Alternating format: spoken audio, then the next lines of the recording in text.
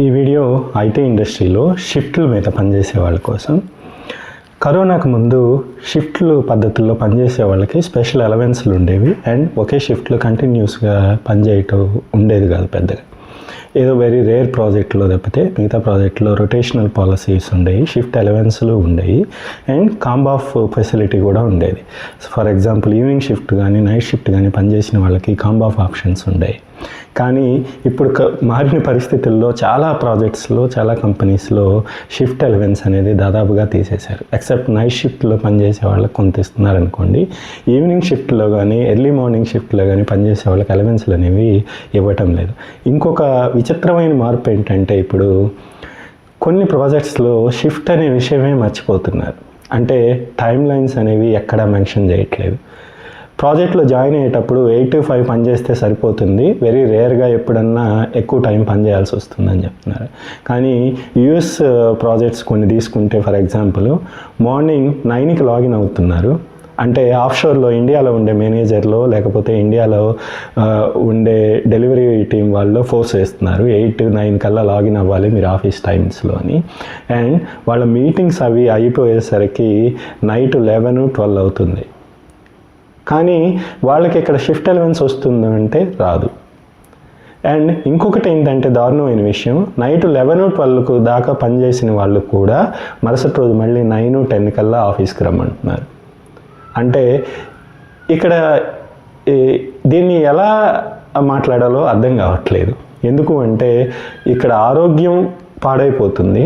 ఆ రిసోర్స్ పనిచేసిన వరుసగా కంటిన్యూస్గా ఇలాగే కొన్ని వారాలు పనిచేస్తే ఖచ్చితంగా ఆరోగ్య సమస్యలు వస్తాయి. నిద్ర సమయానుకూలంగా నిద్ర లేకపోతే అంటే కంటిన్యూస్గా ఒక టైమింగ్లో నీ బాడీ నిద్రపోకపోతే ఖచ్చితంగా ఆరోగ్య సమస్యలు వస్తాయి. అండ్ ఇక్కడ షిఫ్ట్ అలవెన్స్లు అనే కాన్సెప్ట్ కూడా ఎవరు మాట్లాడట్లేదు. కోర్స్ ఇప్పుడు ఏఐ వచ్చిన తర్వాత గట్టిగా ఏ రిసోర్స్ అన్నా నాకు షిఫ్ట్ అలవెన్స్ రావట్లేదు కాబట్టి నేను పని చేయలేను అని చెప్పలేకపోతున్నాడు. అండ్ ఇంకోటి, నేను ఎక్కువ టైం పనిచేశాను కదా మరుసటి రోజు కాంబ్ ఆఫ్ ఆప్షన్ ఉందా అంటే మహా అయితే ఒక అరగంట లేటుగా జాయిన్ అవ్వండి మరుసటి రోజు, అంతేగాని కాంబ్ ఆఫ్ ఆప్షన్స్ లేవు అని చెప్తున్నారు. వారానికి 70 గంటలు పనిచేయాలి అని చెప్పే నారాయణమూర్తి గారు లాంటి బాసులు ఉన్న ఈ రోజుల్లో మరి దీని గురించి ఏం మాట్లాడతారో తెలియదు. ఎందుకు అంటే వారానికి 70 గంటలు అంటే ఆయన ఉద్దేశంలో ఇలాగే పనిచేయాలని కాబోలు. కోర్స్ ఇన్ఫోసిస్లో కూడా ఇలాంటివే జరుగుతున్నాయి.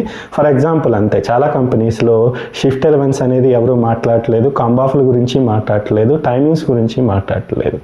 ఇక్కడ నేను చెప్పదలుచుకుంది ఉద్యోగి ఆరోగ్యం గురించి ఎవరికీ పట్టట్లేదు, ఉద్యోగి ఎక్స్ట్రా పనిచేసిన దానికి ప్రతిఫలం గురించి ఎవరు మాట్లాడట్లేదు. అదేమంటే నీ జాబ్ నిలబెట్టమే పెద్ద గొప్ప విషయం అని మాట్లాడుతున్నారు. మేనేజర్లు కూడా డైరెక్ట్గానే బెదిరిస్తున్నారు.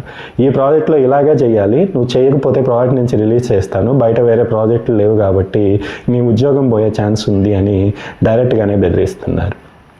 సో ఇక్కడ నేను చెప్పదలుచుకుంది ఉద్యోగి నిర్ణయం తీసుకోవాలి. ఇక్కడ యాజమాన్యాన్ని నమ్ముకుంటేను నువ్వు ఫైట్ చేస్తేనో, ఫైట్ చేయాలి అంటే లీగల్ పరంగా చాలా ఇష్యూస్ ఉన్నాయి. ఇక్కడ ఒక సాధారణ ఉద్యోగికి లీగల్గా ఒక పెద్ద సంస్థ మీద ఫైట్ చేసే అంత శక్తి ఉందని నేను అనుకోవట్లేదు ఐటీ ఇండస్ట్రీస్లో. అలాగే ఒక ఉద్యోగి ఎప్పుడైతే తనకు ఆరోగ్య సమస్యలు వస్తున్నాయి అని భావించాడో నా సజెషన్ అయితే just ask for a release. ఎందుకంటే మనిషి ఆరోగ్యాన్ని మించింది ఏదీ లేదు. నువ్వు ఆరోగ్యంగా ఉంటేనే కదా నువ్వు కుటుంబాన్ని పోషించుకోగలవు. ఈరోజు నువ్వు డబ్బు కోసం పనిచేయటం మొదలు పెడితే నీ తీవ్రమైన ఆరోగ్య సమస్యగా మారితే నీ కుటుంబమే బాధపడాల్సి వస్తుంది. Thank you. దీని మీద మీ కామెంట్స్ ఏంటో చెప్పండి.